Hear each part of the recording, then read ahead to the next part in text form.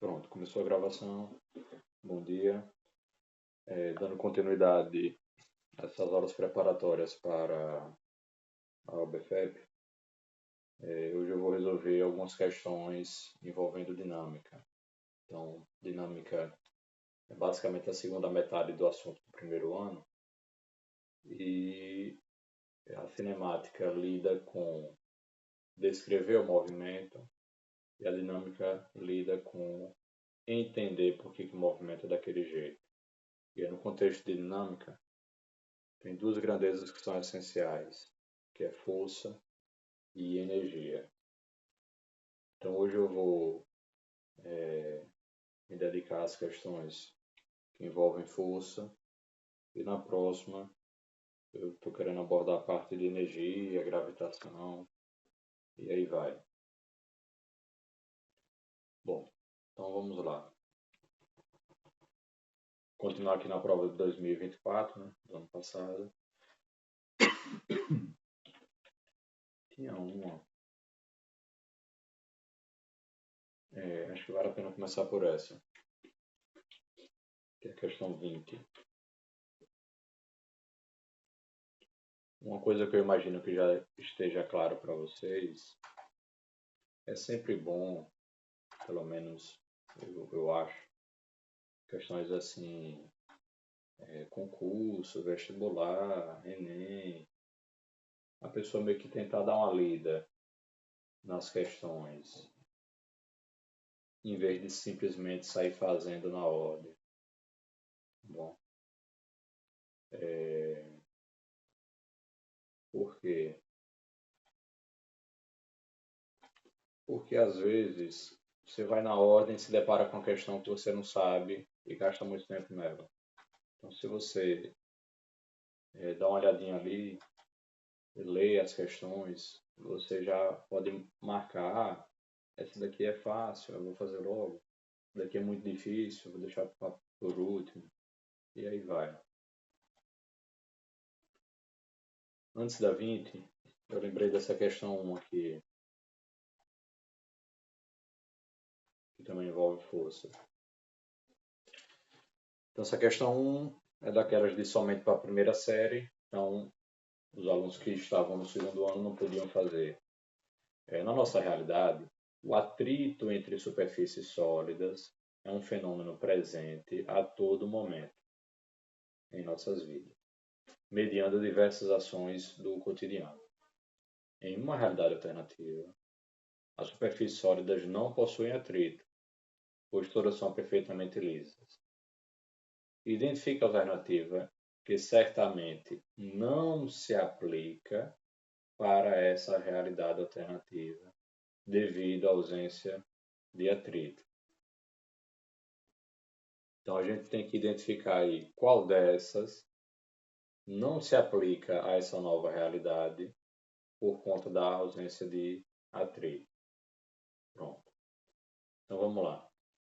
O item A. Ao pular, as pessoas atingem alturas maiores que o corpo. Item A. Essa não se aplica para essa realidade devido à ausência de atrito. O que o atrito vai fazer?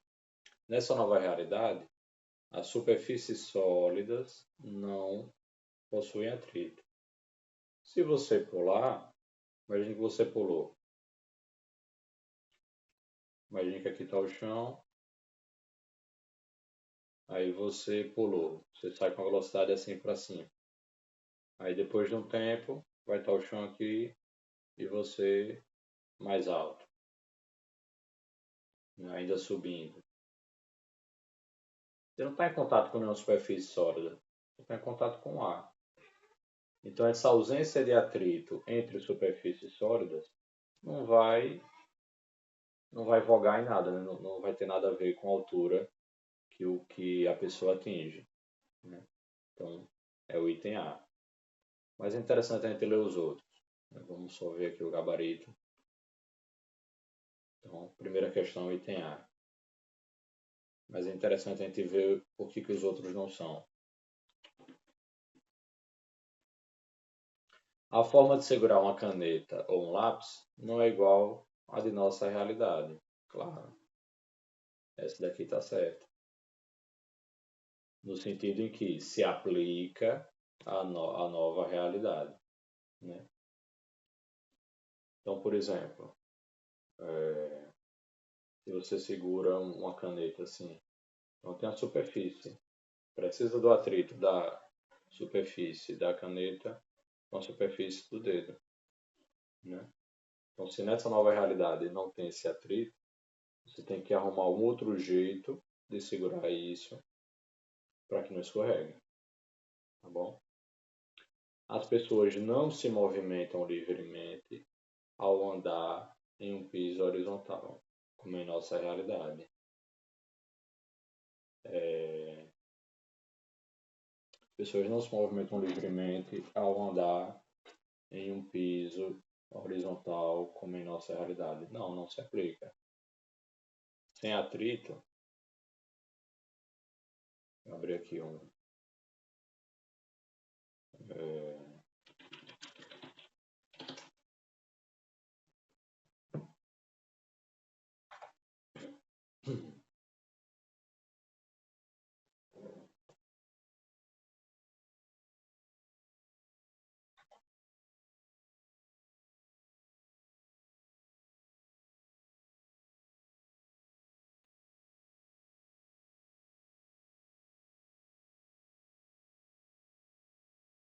Aqui.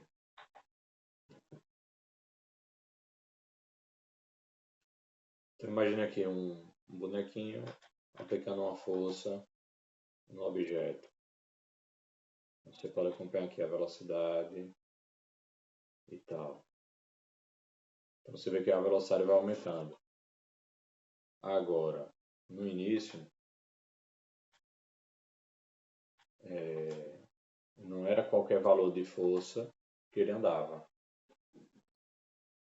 Então aqui, esse laranjinha é a força aplicada, o vermelho é a força de atrito. Dá empate, a soma das forças é zero. Ele não acelera, ele não sai do repouso. Aplicou mais força, continuou dando empate. Continuou a força distante zero, continuou sem acelerar, sem mudar a velocidade. Mas tem um limite para essa força de atrito. À medida que você aumenta, a força de atrito aumenta também. Agora, se você aumentar demais, a força de atrito não consegue empatar. Então aqui é 150 menos 92, 58. Então essa soma de força aqui de 58 faz com que o objeto acelere e mude aqui a velocidade. Agora, se fosse a situação sem atrito,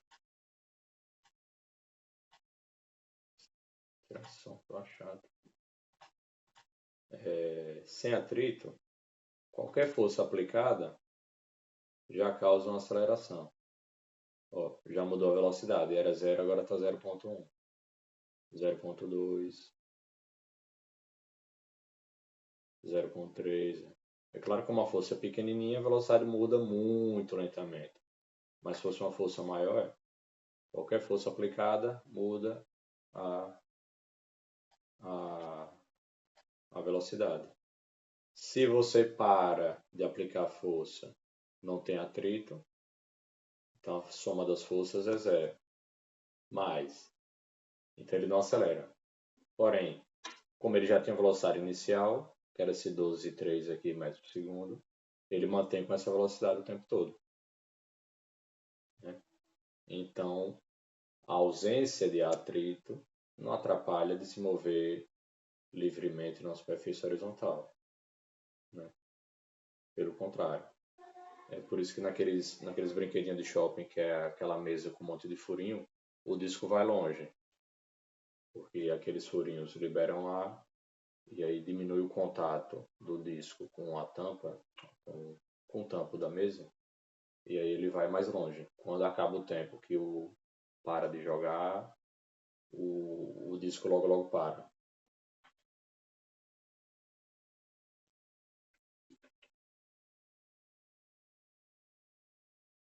Os movimentos de automóveis não poderiam ser controlados por rodas. Tá certo.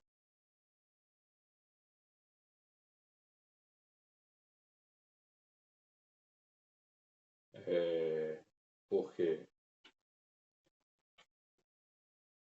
Imagina uma roda, um pneu. Né? Imagina um pneu que vai andando aí numa superfície. Sei lá, você está girando o pneu assim. Você precisa que haja uma força de atrito entre o pneu e o chão.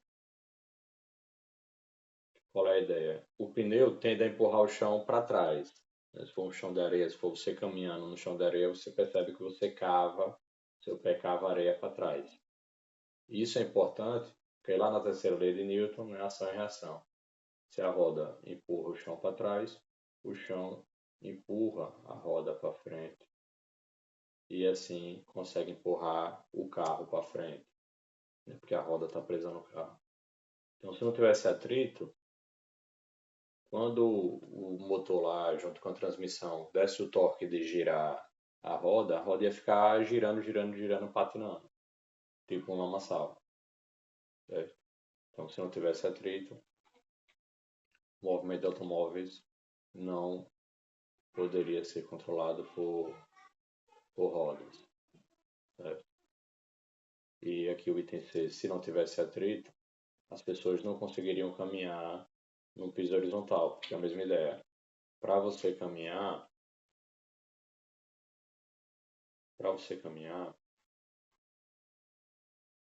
você precisa empurrar o chão para trás, que aí o chão lhe empurra para frente. Então, se não tivesse atrito, as pessoas não conseguiriam caminhar livremente. Iria precisar de algum aparato para conseguir caminhar no piso horizontal, certo? Iria precisar de alguma outra coisa que a empurrasse, como foi o caso do caixote. O caixote precisou que a pessoa empurrasse. A pessoa sozinha, sem atrito, não conseguiria caminhar, porque o pé ia ficar derrapando. Tá bom? Então, essa foi a primeira questão, a questão conceitual, que volta e meia acontece, certo? Na OBFEB. Sempre tem alguma ou duas questões assim que é meramente conceitual, que também é importante. Pronto. Passando agora para questões que envolvem cálculo. Pessoal, lembrando que vocês podem perguntar a qualquer hora, viu? Não perguntem no chat, porque no chat eu não acompanho. Então, tá com alguma dúvida, pergunte no áudio aí, pode abrir o microfone e perguntar tranquilamente a qualquer momento. Viu? Não precisa me interromper não. Pronto, vamos agora para 20.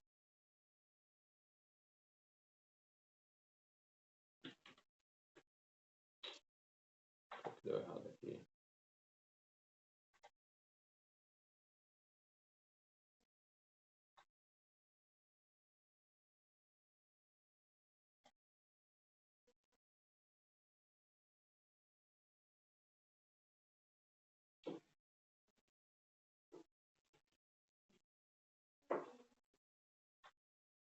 Pronto. A 20 está bem interessante.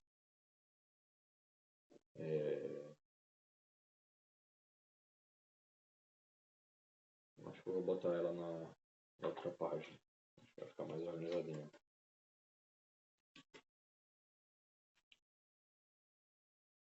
Pronto, aí eu tiro da outra. É melhor.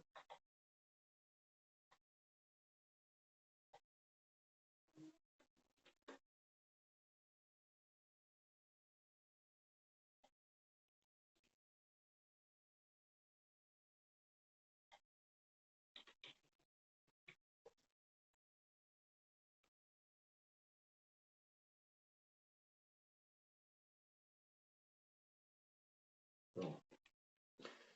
Sabemos que a massa, ou seja, essa grandeza, a massa, que no cotidiano as pessoas chamam de peso, possui duas facetas.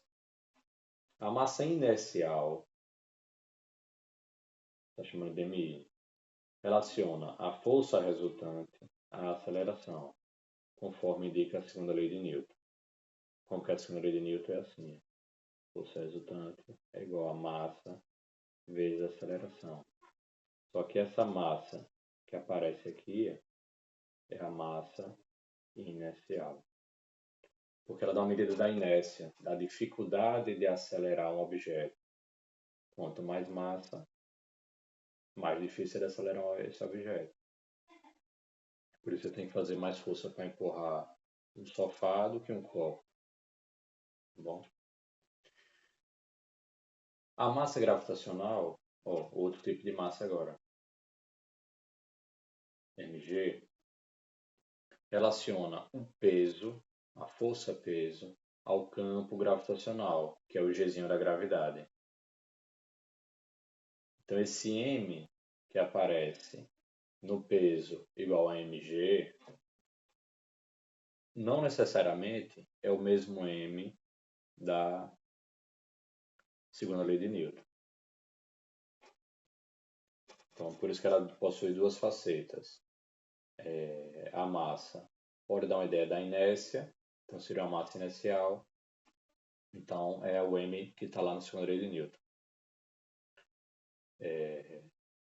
E o m também pode ser entendido como o quanto que esse objeto sofre força gravitacional, que no caso seria força-peso.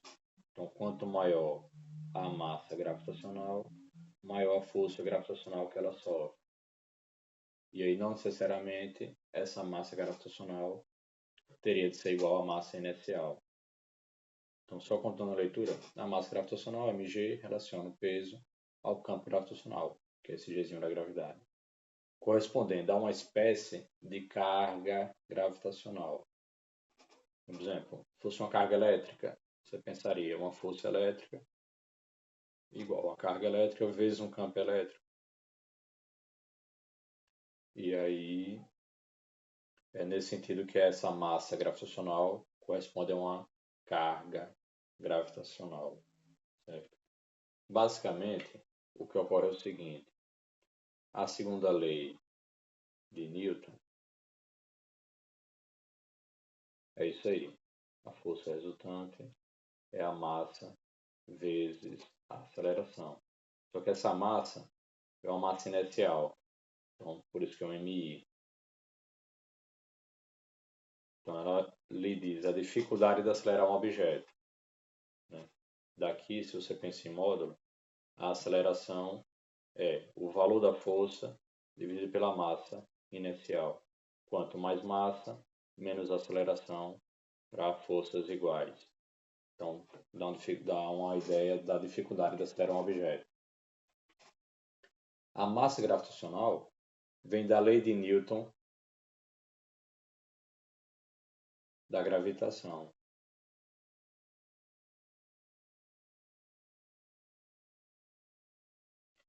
Como funciona? Imagine dois objetos, sei lá, a Terra e a Lua.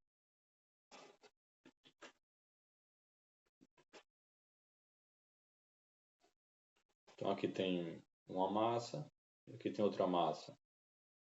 E eles estão a uma determinada distância. Então a Lua puxa a Terra e a Terra puxa a Lua. Então essas setinhas representam a força gravitacional que um faz no outro. E o que ocorre? Que o valor dessas forças gravitacionais é uma constante, que é a constante da gravitação universal de Newton, vezes uma massa, vezes a outra massa, dividido pela distância ao quadrado. Então, essa massa que entra aqui dá uma ideia do quanto que o objeto sente um campo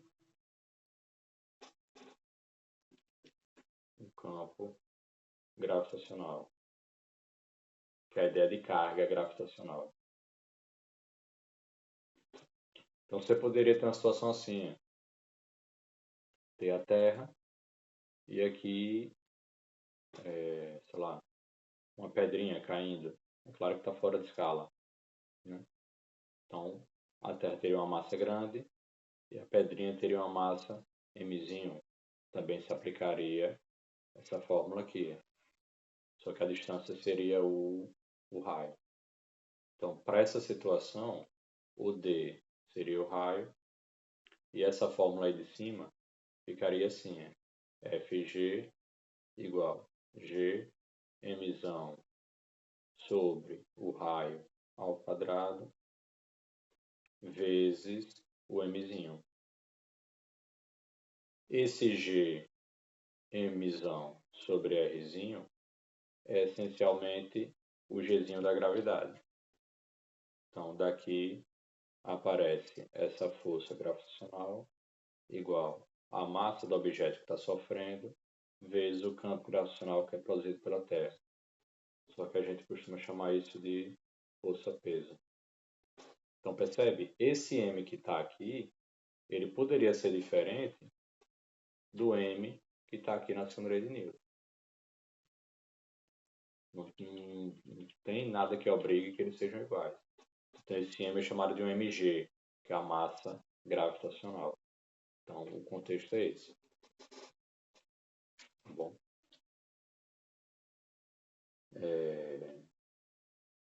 Na nossa realidade, essas massas são iguais e positivas. Isso daqui tem a ver com o princípio da equivalência lá de Einstein, da relatividade geral. Já no século XIX, alguns cientistas perceberam que essas massas poderiam ser diferentes, fizeram vários experimentos para medirem alguma diferença e sempre davam uma diferença menor do que a incerteza. Quando a diferença é menor do que a incerteza, você interpreta como uma diferença sendo zero. E aí Einstein entendeu isso como sendo uma coisa fundamental da física e é um dos princípios da relatividade geral, o princípio da equivalência. Então, na nossa realidade, essas massas são iguais e positivas. Em uma realidade alternativa, é possível produzir corpos para os quais essas massas são diferentes. Então, vamos imaginar uma realidade em que essas massas poderiam ser diferentes, que torna possível situações como as apresentadas na figura abaixo. Então, tem duas figurinhas aqui abaixo, ok? Esse Gzinho é o Gzinho da gravidade, então ele indica onde é o para baixo. Olha que situação estranha.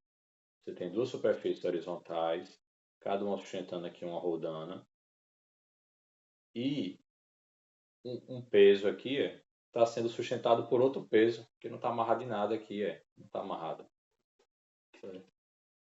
Então, o que acontece? Esse objeto A, se você soltá-lo, ele acelera para cima, porque essa realidade aqui é diferente. E essa segunda figura, aqui é a primeira figura, e aqui é a segunda figura. Na segunda figura, o objeto A está acelerando para cima.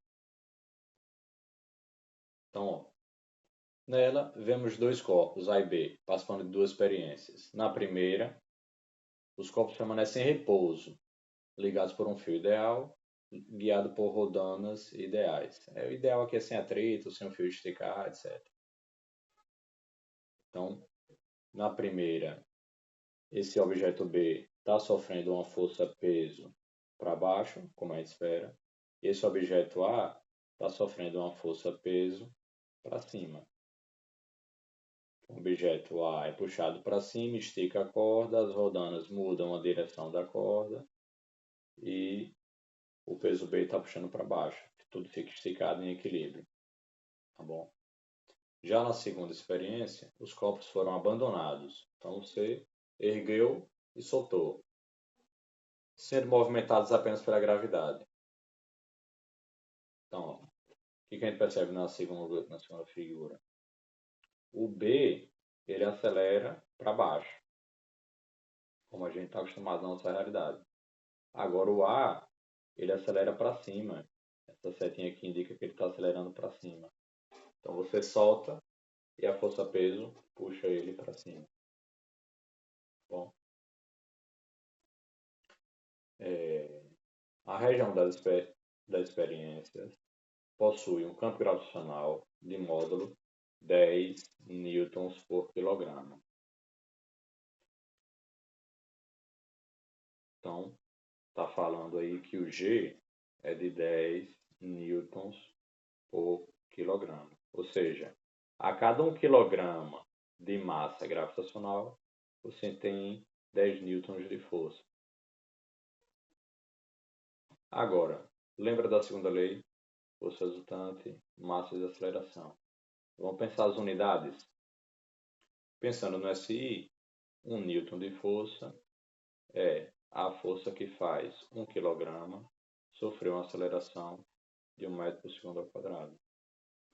Então, veja, se eu pego esse 1 quilograma e jogo aqui para a esquerda, o que a gente tem? Que 1 newton dividido por 1 quilograma é igual a 1 metro por segundo ao quadrado.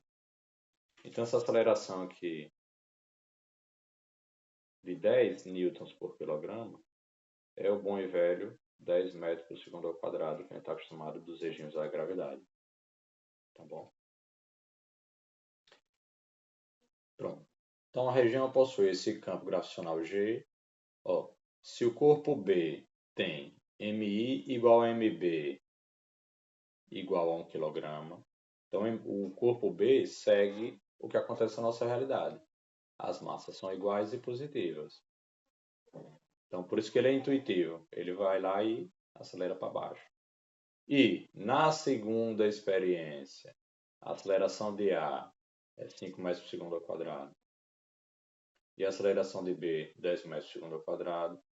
Identifique as massas do corpo A, ou seja, a massa gravitacional e a massa inercial.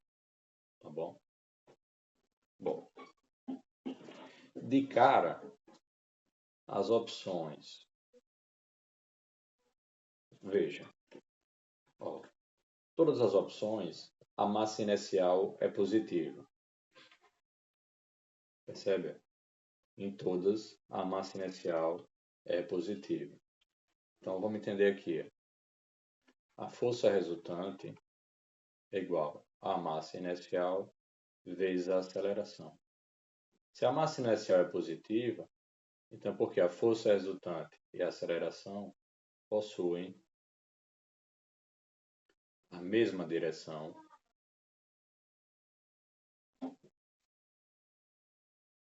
e o mesmo sentido. Ou seja, se a força resultante apontar assim, a aceleração aponta linheirinho, paralelo, com a mesma direção, com o mesmo sentido. Certo? Então, em todas as opções aqui,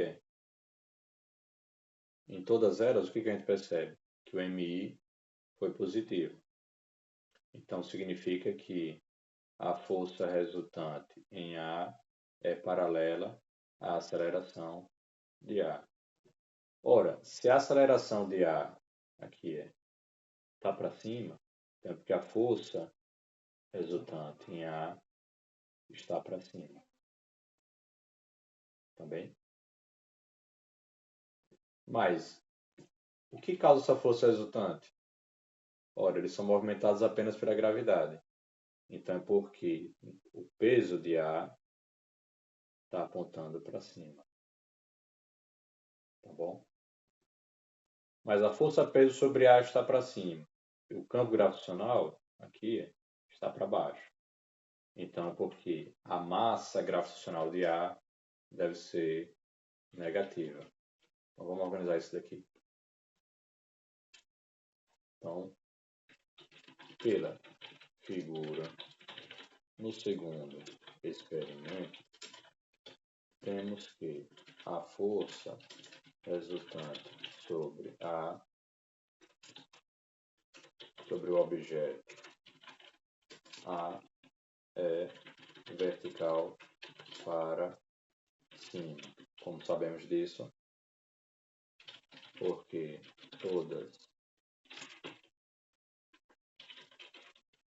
em todas as a massa inercial de A é positiva, assim, nessa nova realidade,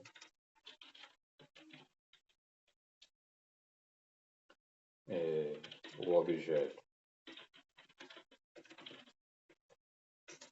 A acelera na mesma direção e sentido que a força resultante aplicada sobre ele.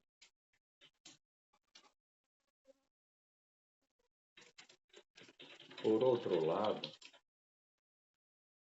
no segundo experimento, os objetos movem-se apenas pela influência gravitacional. Dessa forma, a força resultante sobre o objeto A é a força peso que ele sofre, porque ele só sofre a força peso. E, assim, esta força peso aponta verticalmente para cima, porque a força resultante aponta verticalmente para cima, beleza? Então, na segunda situação, no segundo experimento, você tem aqui o objeto A e ele sofre a força peso para cima, mesmo estando em um lugar onde o campo gravitacional é para baixo. Então, o peso em A é a massa gravitacional de A vezes o Gzinho da gravidade. Mas veja, esse está para cima, esse está para baixo. Então, porque esse AM aqui é negativo. Certo? Então, logo, a massa gravitacional de A é negativa. Então, com isso daqui, a gente já exclui os itens D e B. Aí, ou é A ou é C. Tá bom? Então, ou é A ou é C.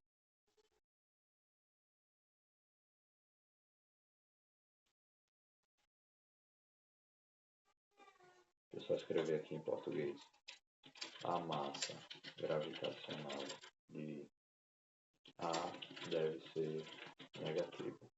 Pronto. Aí veja lá os itens. Nos dois itens que sobraram, a massa gravitacional é menos 1. Então a gente já pode assumir que a massa gravitacional é menos 1. E a questão agora vai ser se a massa inercial é 2 kg ou meio quilograma. Certo? Então, pelos itens restantes, a massa gravitacional de A é 1 kg negativo. O sinal de menos indica isso, que o G aponta para um lado e a força peso aponta para o outro. Agora, a massa inercial de A é o que a gente quer saber. Ou vai ser os 2 kg ou vai ser o meio. Certo? Aí vamos ver aqui. A massa inercial, ela influencia em quê? Na aceleração. Então, a gente vai olhar aqui para a situação 2 e ver qual é a aceleração que esse objeto adquire. E a figura? Aqui a figura. Então, o objeto adquire uma aceleração para cima de 5 metros por segundo ao quadrado. Então, vamos desenhar aqui para ficar organizadinho. Pronto. Então, essa é a situação aqui. Está aqui o objeto A. Ele sofre uma força-peso para cima e, consequentemente, a força resultante está para cima. Deixa eu escrever melhor. Esse peso de A é a força resultante sobre A. E aí, por conta disso, ele sofre uma aceleração para cima,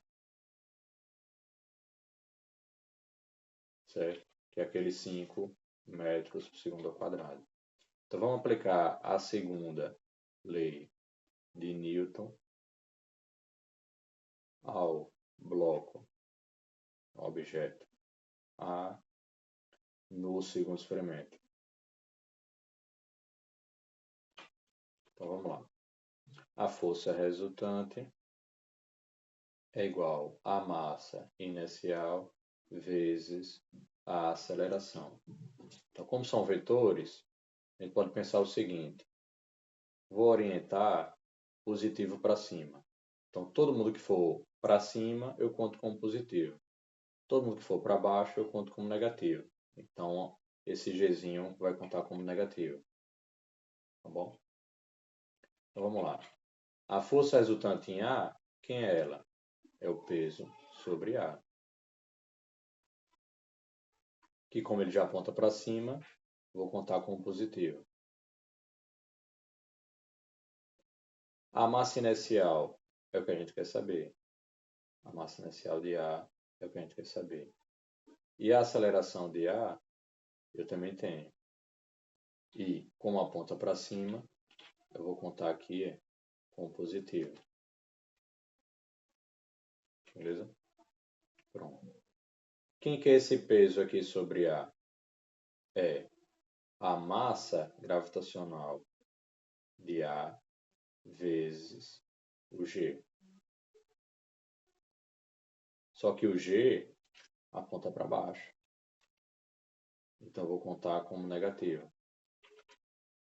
Tá bom?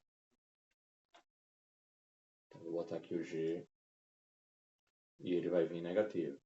E do lado direito, a gente tem a massa inercial de A vezes a aceleração de A. Pronto. Quem que a gente vai substituir aqui? A massa inercial de A é o que a gente quer saber. A massa gravitacional de A, a gente já sabe que é menos 1 kg, né?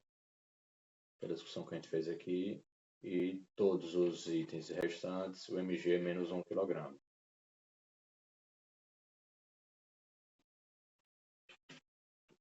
O G, ele aponta para baixo, então vai ser menos 10 metros por segundo ao quadrado. E a aceleração de A, ela aponta para cima, então vai ser mais 5 metros por segundo ao quadrado. Pronto. É essa galera que a gente vai jogar aqui dentro. Tá bom? Bom, antes de substituir, o que eu acho mais interessante?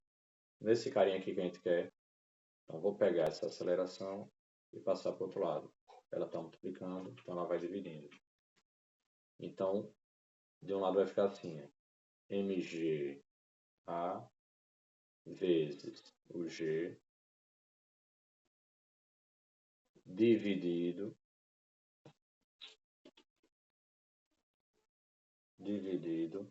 por esse aceleração de A. Isso daqui vai ser quem? O M I de A. Pronto. Agora é só substituir a galera. O mg de A, quanto que é? Aqui o mg de A, menos 1 kg. Então vai ficar aqui, menos 1 kg. O G foi menos 10.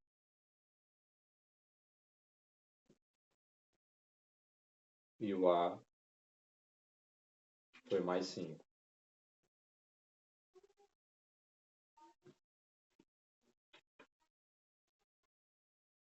Pronto. Aí, ficou de boa.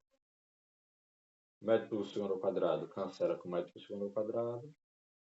Menos com menos vai dar mais. 1 vezes 10, 10 dividido por 5 e a unidade quilograma.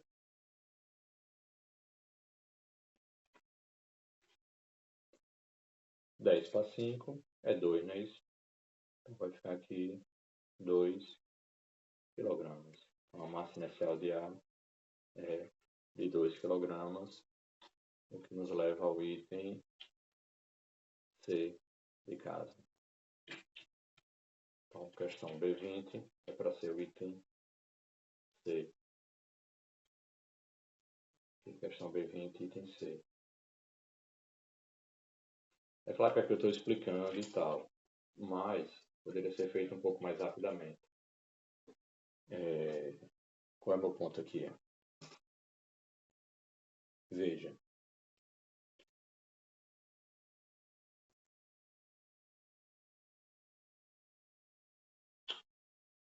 A gente rapidamente concluiu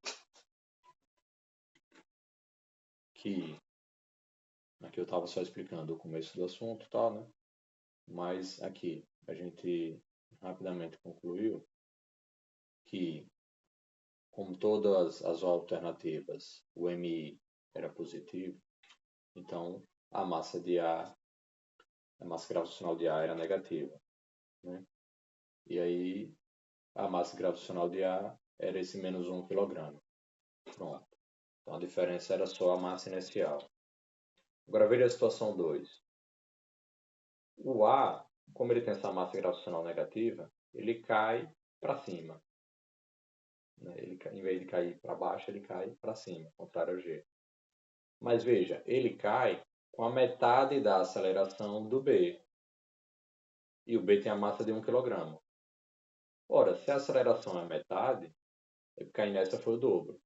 Então a massa de A é o dobro. Então só disso aqui o cara já seria que a massa de A é 2 kg. Sem precisar fazer essas contas e tal. Fui fazendo essas contas, né, para aproveitar e explicar o assunto, etc e tal. Mas você poderia fazer já só com esse raciocínio e assim ganhar tempo, né?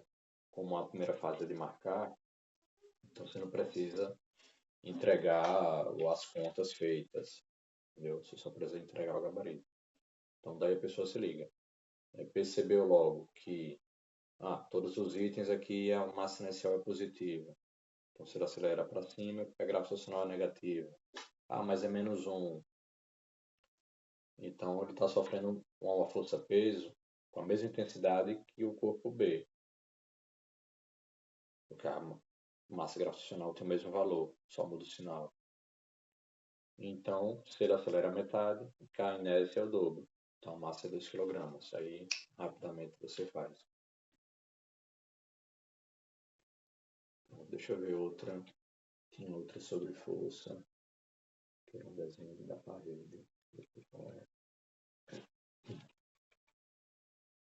Essa aqui.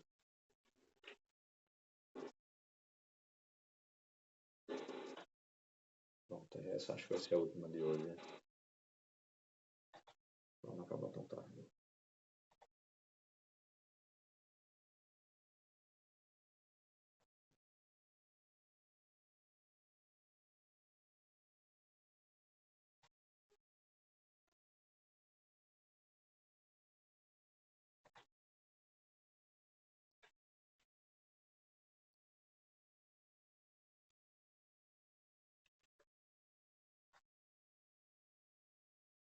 Pronto. Sabemos que o ósmio puro é a substância de maior densidade na nossa realidade, cerca de 23 vezes mais denso do que a água.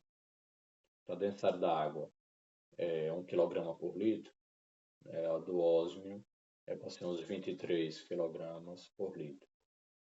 Em uma realidade alternativa, os chineses conseguiram sintetizar um material tão denso que um pequeno bloco constituído por esse material conseguia produzir forças de atração gravitacional na mesma ordem de grandeza que os pesos dos corpos próximos a ele. Qual é a ideia aqui? Deixa eu dar um passo para trás. Lembra essa força gravitacional que eu expliquei agora há pouco? Ela atua entre quaisquer duas coisas que têm massa. Então atua, por exemplo, entre você e a parede que está mais perto, ou entre você e o celular. E pronto. como você está assistindo aí com a telinha do celular. Então, sei lá, a sua cabeça está atraindo a tela do celular e a tela do celular está atraindo sua cabeça. Assim como a parede está atraindo você em direção a ela e vice-versa. A parede está fixa, mas você não acelera em relação à parede. Né? Por quê? Essas forças gravitacionais, elas no cotidiano são imperceptíveis, a menos que uma dessas duas massas seja tão grande como a de um planeta. Então, aqui na superfície da Terra, você percebe a força gravitacional puxando as coisas para baixo, porque a massa do planeta Terra é enorme, em comparação com a massa da pedrinha que está caindo. Tá bom? Então, na prática, para você perceber essa força, você precisa de um desses Mzão aqui, ser grandão, tipo um planeta, uma lua. Por quê? Porque esse Gzinho aqui, esse Gzão aqui, ele é muito pequeno.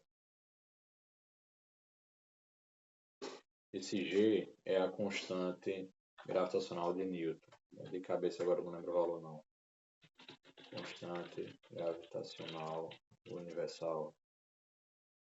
Ele tem esse valor aí, 6,7, 10 a menos 11. Eu vou arredondar aqui. Então, esse G é da ordem de 6,7 vezes 10 a menos 11 Newton, metro quadrado, por quilograma quadrado, que é a unidade da SI. Aqui ele só simplificou as unidades. Então, como esse G é muito pequenininho, né, 10 a menos 11, então é 0,00067 com esse 6 na 11ª casa decimal. Então, você só percebe essa força gravitacional entre objetos com massa muito grande. Então, você não percebe, por exemplo, um copo atraindo o outro. Existe essa força, mas ela é tão pequenininha que qualquer atrito já é suficiente para segurar. Agora, nessa realidade alternativa aqui, conseguiram fazer um material tão denso que essa força gravitacional, que produz força gravitacional, na mesma ordem que os pesos dos objetos próximos a ele. Então, você não precisa de um objeto tão grande como a Terra para fazer uma força gravitacional relevante, porque eles conseguiram, nessa realidade aí alternativa, fazer um objeto extremamente denso. Ponto. Contexto é esse.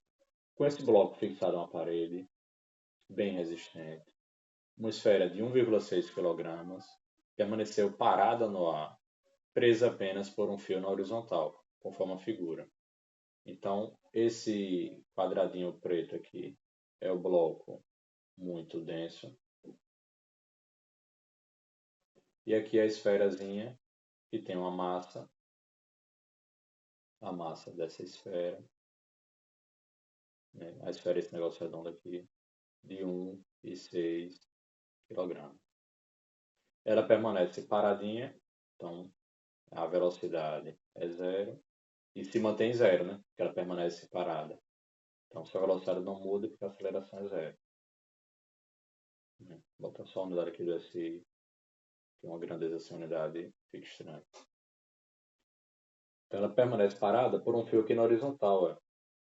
Esse fio aqui está na horizontal, conforme a figura.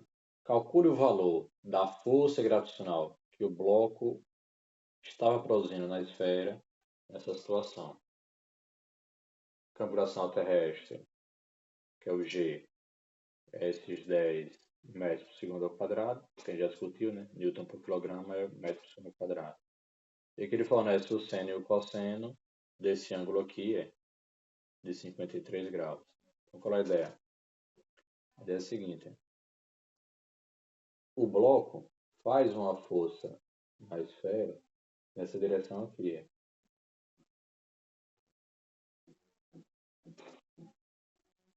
Então, essa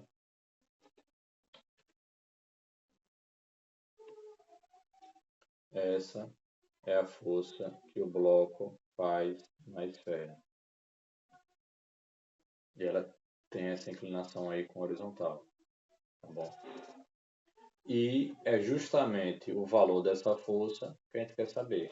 Calcula o valor da força gravitacional, que essa força é de origem gravitacional, que o bloco faz nessa esfera, nessa situação. Bom, quais outras forças atuam sobre a esfera? Então vamos representar a situação aqui. Forças que atuam sobre a esfera. Então vamos lá. Imagina aqui a esfera. Quais forças atuam sobre ela? Bom, tem essa inclinada assim que a gente acabou de discutir, né? Que ela é a força que o bloco faz sobre a esfera. E o valor dela é o que a gente quer saber. A gente sabe que ela faz um ângulo de 53 graus com horizontal. Aqui é horizontal.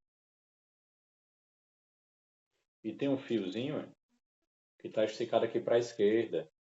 Esse fio esticado realiza uma força sobre a esfera. É uma força de tração.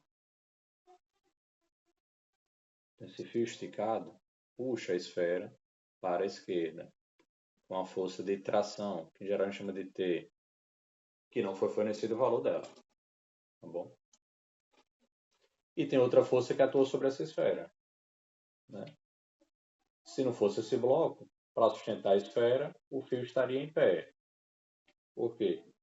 Porque esse bloco sofre uma força vertical para baixo, que é a força peso, como a gente discutiu no item anterior. Por que existe essa força peso? Porque existe um campo gravitacional G, né, cujo valor é aqueles 10 newton por quilograma, que é o mesmo 10 metros por segundo ao quadrado. Pronto. São as três forças que atuam no objeto.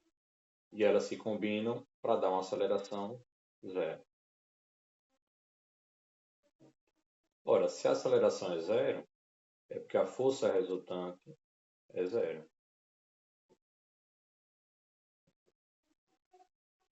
Né? Como que eu sei disso? Porque a força resultante é a massa vezes a aceleração. Então, sem aceleração, sem força resultante. Ou seja, essas três forças aí se equilibram. Tá bom? Então, o que a gente pode pensar aqui para simplificar? Vou ver aqui um ângulo θ. Escrever aqui θ.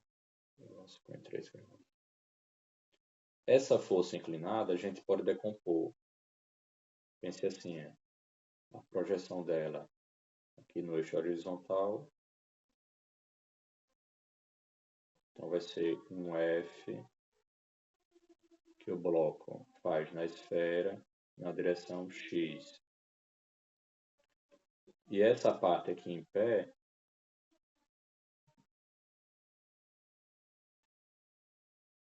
você pode pensar ela aqui. Já um passo para trás, é melhor para entender. Então, imagine que você desenhe um eixo em pé.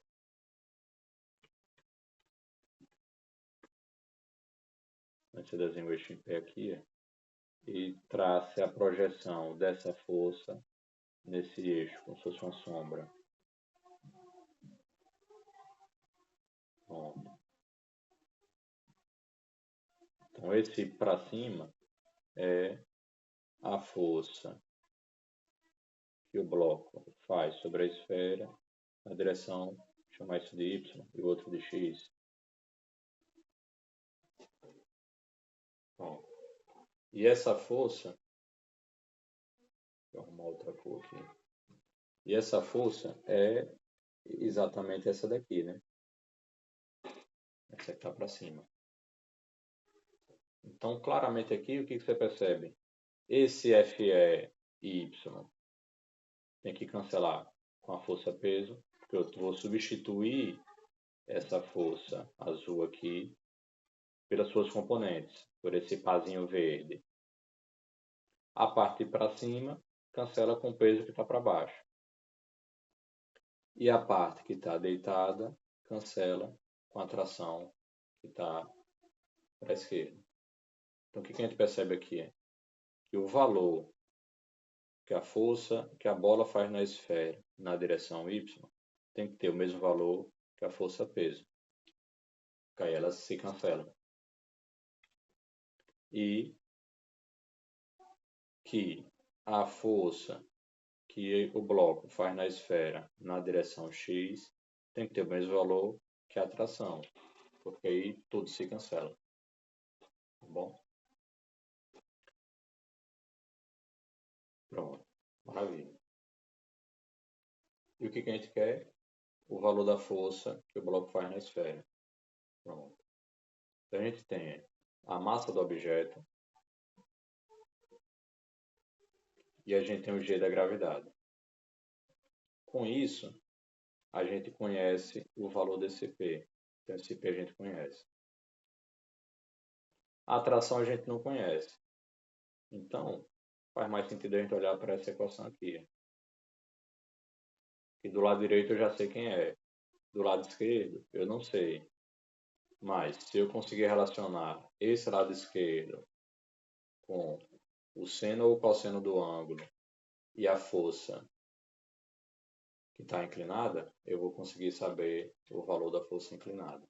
Então, guarda essas equações e vamos olhar aqui mais de perto para esse triângulo retângulo aqui, em que a hipotenusa é essa seta azul, o cateto oposto é essa seta preta e o adjacente é essa seta verdinha. Então vou redesenhar isso para ficar melhor de entender.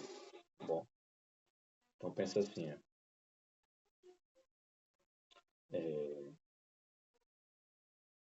Deixa eu só organizar. Vou colocar aqui. Pronto. Então pensa o seguinte. Aqui está a esfera. Aí quais foram as forças que a gente viu? Eu estou querendo chamar a atenção agora. Tem essa força inclinada, que é a força que o bloco faz na esfera. Essa força que a gente quer saber. Viu? Não esquece disso. E a gente entendeu essa força como sendo a composição de um horizontal, que a gente está chamando de F, BE na direção X, com uma na vertical, que a gente está chamando de F, B, E na direção Y. E elas formam um triângulo retângulo aqui. E sendo que aqui é aquele ângulo dos 53 graus. Então veja, a equação, a primeira equação aqui, ela está chamando o FB é Y. Então se eu relacionar o FB é Y com esse FBE, eu consigo resolver. Vou chamar isso aqui de equação 1. E agora a gente vai desenrolar outra equação aqui. Vamos lá. Aí vamos lembrar no triângulo retângulo. O seno, deixa eu escrever aqui embaixo. Eu já comentei isso aqui em outra aula, mas vou repetir. Em um triângulo retângulo, temos aqui um ângulo alfa. Chama θ mesmo. Então aqui tem a hipotenusa. Em relação a alfa, esse lado aqui é o cateto oposto. Ele está de frente para o ângulo. E esse outro lado aqui é o cateto adjacente. Ele está do lado. Ele adjaz. Ele está do lado. Então a esse ângulo a gente associa essas duas funções. O seno do ângulo, que no triângulo retângulo é o tamanho do cateto oposto dividido pelo tamanho da hipotenusa, e o cosseno do ângulo, que é o tamanho do cateto adjacente dividido pela hipotenusa. Só relembrando, no triângulo retângulo. Os catetos são os lados que formam 90 graus e a hipotenusa é a rampa, né? Quem está de frente para o ângulo. Então, olha nessa figurinha agora aqui das forças. Esse azul é a hipotenusa. Esse preto aqui é o cateto oposto. Então, a gente vai olhar para o seno, né? Então, aplicando isso lá na figura, a gente vai ter o seguinte. Acho que vai ser melhor repetir essa figura lá embaixo. Então, vai ficar distante para ler. Então, aplicando isso aqui na figura,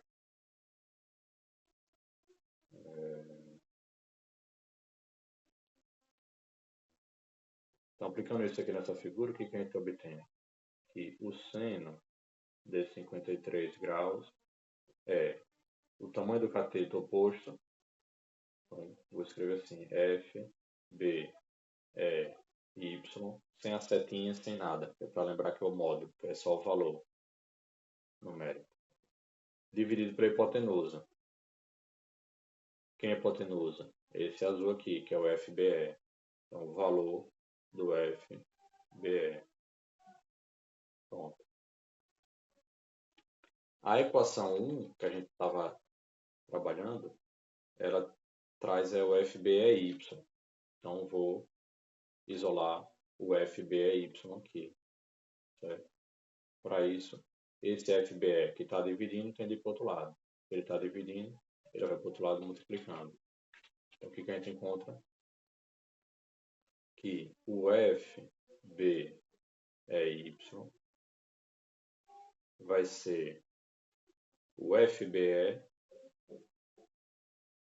vezes o seno desse ângulo aí, 53 graus. Então, vou chamar esse aqui de equação 2. Esse FBE é justamente o que a questão quer e o seno já foi dado. Então, veja. Juntando com a equação 1, a gente vai resolver o problema. Então, substituindo a equação 2 na equação 1, o que a gente vai encontrar? Ó, a equação 1 está assim. FBY igual a P. Então, a equação 1 está assim. FBY igual a P. Aí vou substituir a equação 2 nela. Então, esse FB é Y. Quem que é ele? É esse carinha aqui da equação 2. Né? É o FB vezes o seno dos 53 graus. E o peso a gente já discutiu. O peso a gente já sabe. Né? Quem que é o peso? É a massa da esfera vezes a gravidade. Ó, temos. E esse cara é justamente quem a gente quer. Pronto, maravilha. É só agora passar esse seno de 53 para o outro lado. Ele está multiplicando, vai para o outro lado dividindo. Pronto. Então, o FB que é o que a questão pede, vai ser igual a massa da esfera vezes o G dividido pelo seno de 53 graus. Quais são os valores que a gente vai jogar aqui dentro? A massa da esfera foi 1,6 kg. Lembra? 1,6 kg. O G, aqueles 10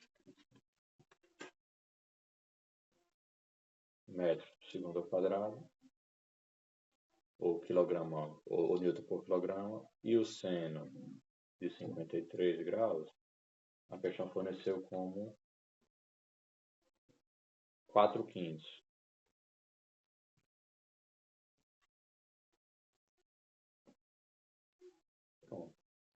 Então, essa é a galera que a gente vai jogar aqui dentro.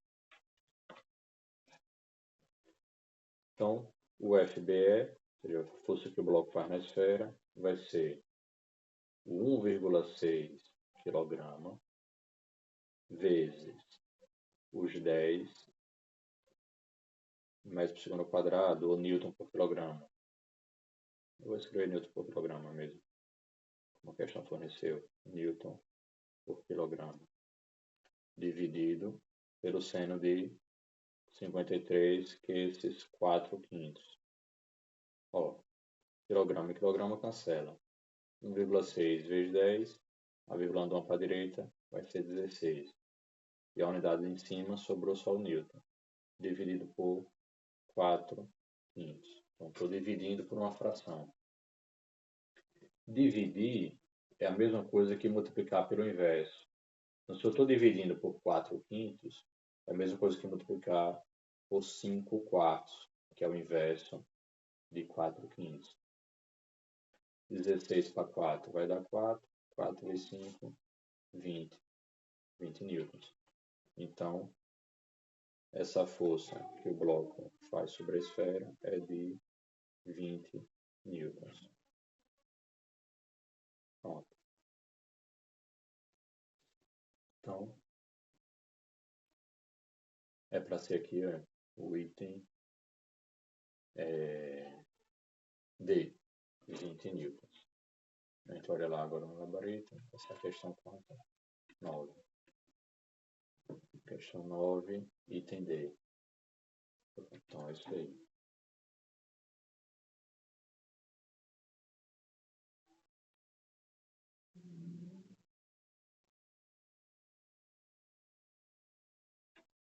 Tá, temos 1 hora de gravação.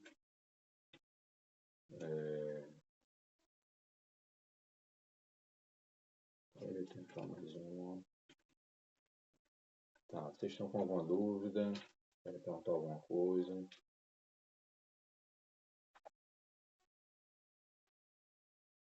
-5, 7-2-5. Estão conseguindo acompanhar? Eu queria terminar mais tarde hoje.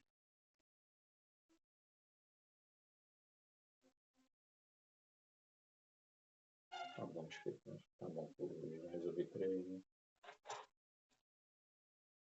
Eles estão com curtinha.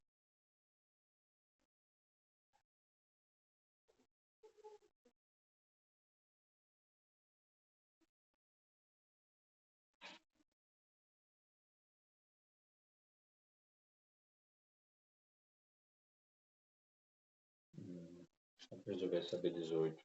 Não é demorada não.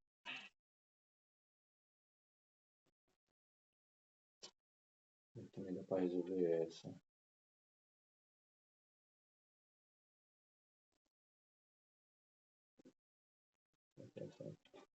Vou explicar mais sobre as leis de Kepler. Não, essa eu vou deixar para outro momento. Vou fazer B18 para ser rapidinho. Tem a ver também com essa coisa de gravitação que eu já comentei hoje. Então não vai ficar nem tão longo, só tem 1 hora e pouco de gravação. E também não vai demorar não.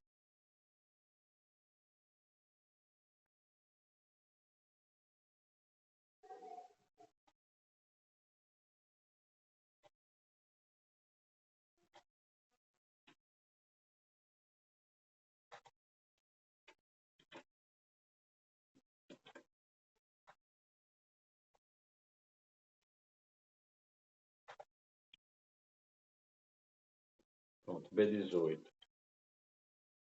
Ela fala o seguinte: a Terra tem a forma aproximada de uma esfera de raio igual a 6 megâmetros. Então, aqui é o raio da Terra.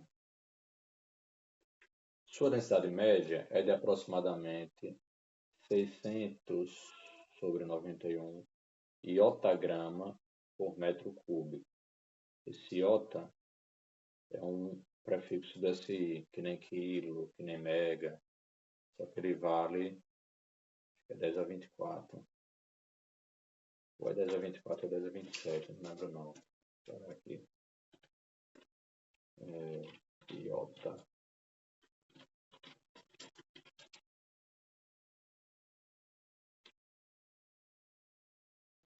prefixo do SI. Isso, 10 a 24. Ele representa esse 10 a 24. Iotagrama por megâmetro cúbico. Sabemos que a aceleração da gravidade em metros por quadrado na superfície do planeta se relaciona com sua massa em iotagrama e seu raio em megâmetro pela relação. Então, a gravidade na superfície do planeta vai ser 0,06 vezes a massa dividido o raio ao quadrado. Só que esse m tem que estar em iotagrama e esse raio tem que estar em megâmetro. Aqui é o megâmetro. Em uma realidade alternativa, a Terra possui a mesma densidade média. Então, a densidade vai ser essa daí. Então, a densidade da Terra vai ser 600 dividido para 91 iotagrama por megâmetro cúbico.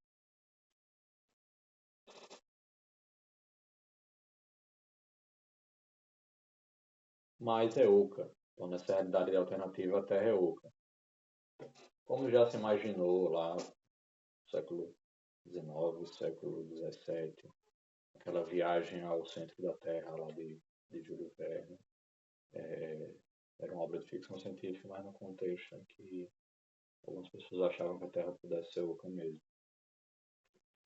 Enfim, a Terra é oca, formada por uma casca de 1 megâmetro de espessura. Qual o valor aproximado da aceleração da gravidade na superfície da Terra nessa realidade alternativa? Então, vamos entender aqui.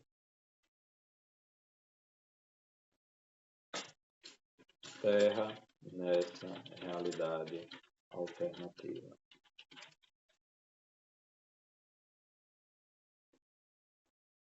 Então, a Terra, nessa realidade, ela é oca.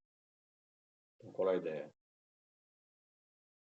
Você tem uma esfera no meio, que é oca, e você tem outra aqui por fora. Então, aqui é a superfície da Terra. A massa da Terra está só aqui. Entendeu? Entre essas duas.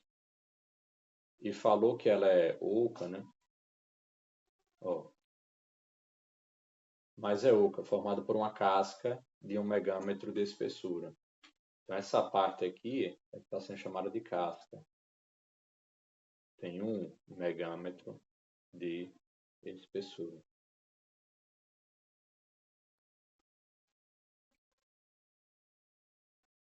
Então, a Terra possui a mesma densidade, mesmo raio, só que é oca, com uma casca de 1 megâmetro de espessura. Então, qual é a ideia? O raio da Terra é o mesmo 6 megâmetros. Tá bom? Então, isso aqui vai ser o raio, chama assim o raio externo, né? Porque essa casca tem um raio externo e um raio interno. Tá bom? O raio interno é só essa distância aqui. Chama isso aqui de um raio interno. O raio interno, ora, se essa espessura é de 1 e o raio todo externo é 6, é porque esse daqui vale 5, né? O raio interno vai ser 5 megametros. Tá bom? Esse é o raio interno. Aí a casca agora só sobra 1. Beleza? Nessa realidade alternativa, o G continua sendo aquele 0,06 vezes a massa da Terra dividido pelo raio ao quadrado. Só que esse raio vai ser o raio externo. Tá bom? Mesmo sendo oca, essa relação permanece válida, porque para ela ser válida basta que a Terra tenha uma simetria esférica. Então, mesmo ela sendo oca, a simetria esférica se mantém. Tá bom? O que a gente quer saber agora é qual é o valor da gravidade nessa nova realidade. Dados, considerar o volume da esfera como 4 πr³. Então, o volume de uma esfera, ele na verdade é assim, 4/3 de πr³. Só que a questão está mandando aproximar para 4r³. Então está pensando o π igual a 3. A gente vai usar isso daqui. Beleza? Pronto. O que a gente quer saber? O novo valor do G com a nova massa com a Terra oca. Pronto. Veja, esse 006 se mantém e o raio se mantém. Então, se a gente descobrir essa massa nova, a gente vai descobrir qual é o novo G. Beleza? Pronto. Agora veja, imagine que a gente descubra que a massa seja metade da atual. Então, o G vai ser metade do atual. Em vez de ser 10, vai ser 5. Então, a gente vai raciocinar dessa forma. Como que a nova massa, certo? A gente precisa pensar qual é a relação entre a massa da Terra oca e a massa da Terra normal. É isso que a gente precisa pensar. Então a gente precisa pensar assim, quanto que vale a massa da Terra oca em comparação com a massa da Terra normal. É isso que a gente precisa pensar. Por exemplo, se a massa da Terra oca for metade, essa razão vai ser 1/2. Aí o G da Terra oca para o G da Terra normal também vai ser 1/2. Deu para entender a ideia? Vai ser mais fácil pensar assim. Pronto. Agora vamos pensar. Do que depende a massa? Ora, a massa é a densidade vezes o volume. Então, a massa da Terra normal é a densidade da Terra vezes o volume da Terra. E a massa da Terra oca é a densidade da Terra, que não mudou, vezes o volume. Agora, o volume nessa Terra oca. Então, o volume nessa Terra oca. Tá bom? Então, veja, como que eu comparo uma com a outra? Se eu estou atrás da divisão entre as massas, então vou pegar aqui a massa da Terra oca e dividir pela massa da Terra. Então, isso aqui vai ser a densidade da Terra vezes o volume da Terra oca. Vou botar uma vírgula, senão fica parecendo touca. Dividido por isso daqui, a densidade da Terra vezes o volume da Terra. A densidade é a mesma, né? Então cancela. Então a razão entre as massas é a razão entre os volumes. Então vai ser o volume da Terra oca dividido pelo volume da Terra. Pronto. Então essas coisas que eu tenho que olhar agora. Então vamos lá. O volume da Terra oca. Ora, olha a ideia aqui. Você tem uma parte oca e uma parte não oca. A gente quer esse volume aqui, entre o oco e a superfície de fora. Você pode pensar esse volume como sendo o volume da esfera de fora. Então, esse daqui vai ser o volume da esfera externa menos a parte que é oca, que é o volume da esfera de dentro. Então, menos o volume da esfera interna. Isso vai lhe dar o volume dessa parte sombreada aí. O volume da esfera externa vai ser 4 vezes o raio externo ao cubo. Né? A questão pediu para aproximar o volume da esfera por 4R ao cubo. E o volume da esfera interna vai ser 4 vezes o raio interno ao cubo. Ora, o 4 se repete, não dá para colocar em evidência. Então, do primeiro vai ficar o raio externo ao cubo e do segundo vai ficar o raio interno ao cubo. Então, esse daqui vai ser o volume da terra oca. O volume de terra, né, na terra oca. Veja que se o raio estiver em megametro, ele vai ao cubo e o volume vai ficar megametro, megâmetro ao cubo. Pronto. O raio interno e o raio externo eu tenho. Então é só substituir que eu encontro o V, o volume. Então, estou de boa. Vou chamar isso aqui de equação. Não passo para trás. Vai ficar organizadinho. Vou chamar isso daqui de equação 1. Vai ficar organizadinho. Vou chamar isso aqui de equação 2. Pronto, agora vamos para o outro volume, né? O volume da Terra normal. Isso vai ser 4 vezes o raio externo ao cubo.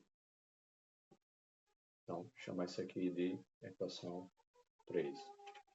Esse volume da Terra normal é só pensar toda a Terra preenchida e com o mesmo raio, que é o raio externo. Beleza? Pronto. Não era essa a razão entre as massas que a gente queria. Então, isso vai ser a razão entre os volumes. Então, vamos lá. Ó, a razão entre as massas, o massa oca dividido pela massa da Terra normal, a gente quer isso porque isso vai ser a razão entre o G na Terra oca e o G na Terra normal.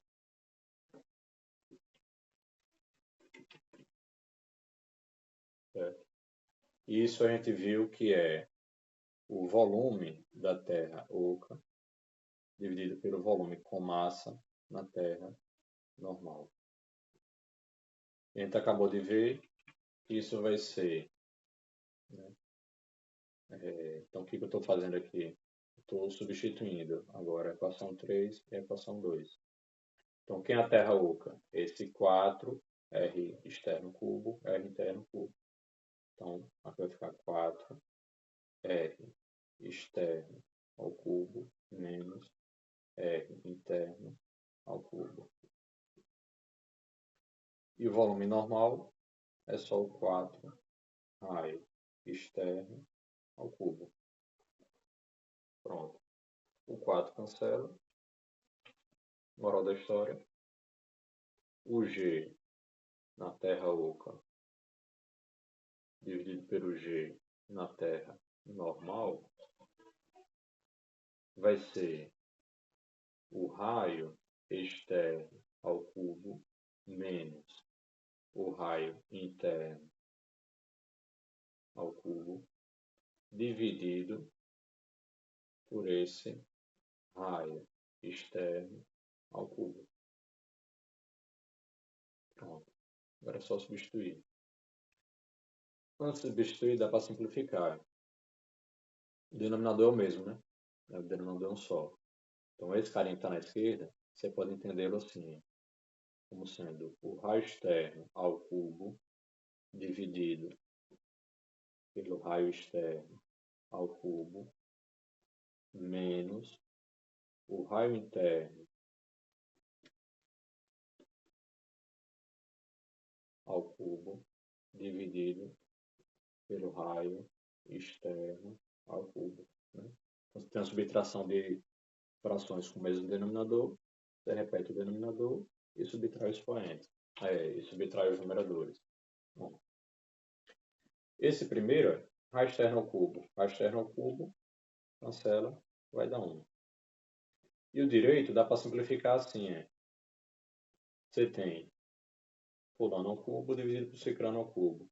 E, então isso vai ser a fração, o raio interno, dividido pelo raio externo, todo ele ao cubo.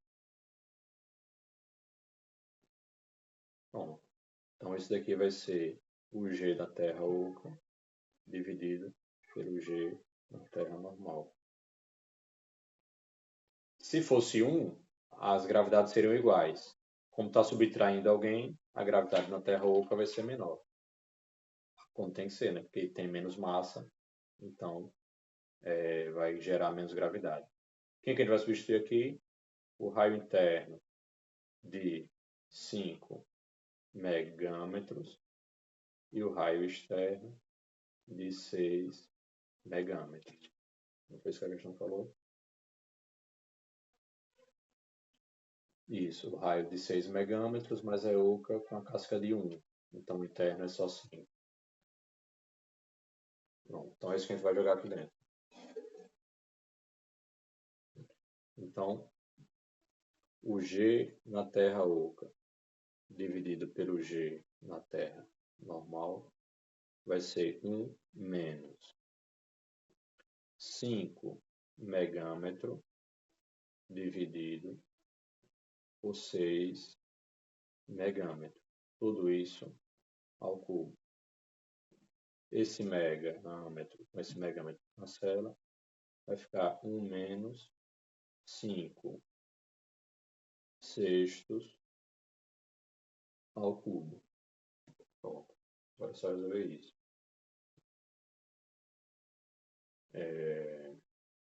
Deixa eu ver como fica mais fácil fazer essa conta. Dá para abrir na forma decimal e dá para abrir em forma de fração. Deixa eu ver como vai ficar mais fácil. Vou pensar aqui um pouquinho. 5/6 vai dar dizimado. Acho que eu vou manter na forma de fração mesmo. Deixar para dividir no final. Então vamos lá. 1 menos 5 ao cubo dividido por 6 ao cubo. Esse aqui vai ficar 6 ao cubo. E aqui vai ficar 6 ao cubo menos 5 ao cubo. Pronto, agora a gente vai resolver aqui tranquilamente. Então vamos lá. 6 ao quadrado é 6 vezes 6, é 36. 6 ao cubo vai ser 36 vezes 6. Então vamos lá. Vou organizar isso melhor.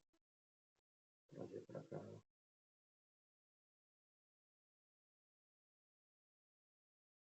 Então vamos lá. 36 vezes 6. 6 vezes 6, 36 vai a 3. 3 vezes 6, 18. Com 3, 21. Então esse daqui vai ser 216. Bom. Agora vamos pensar o 5 ao cubo. Então 5 ao quadrado é 25. 5 ao cubo é 25 vezes 5.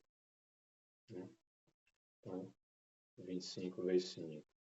125, né? Porque 4 de 25 dá 100. Então vai ser 125. Vamos bora lá. 5 vezes 5, 25 vai 2. 5 vezes 2, 10 com 2, 12. Então, vai ser 125. A gente vai substituir isso lá. Beleza? Então, o G da terra oca dividido pelo G da terra normal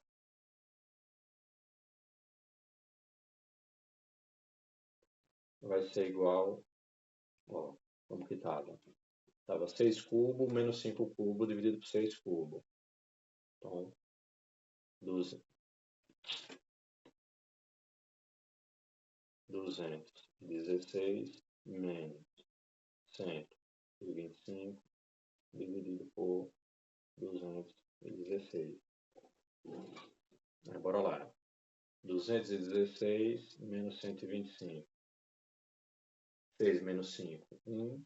Do emprestado ficou 0. 10 menos 2, 8. Então isso aqui está ficando 81. Dividido para 216. Se eu fosse estimar, 81 está próximo de 80 e 216 está próximo de 200. Né? Fazendo estimativa. Então,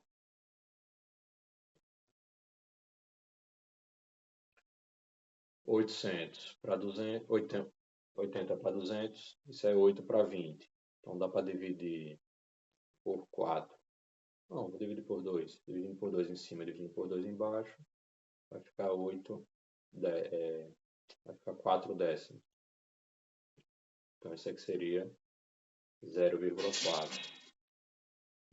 Bora pensar aproximado. Então, o G da terra oca está para o G da terra normal como aproximadamente 0,4. Então, o G da terra oca vai ser aproximadamente 0,4 vezes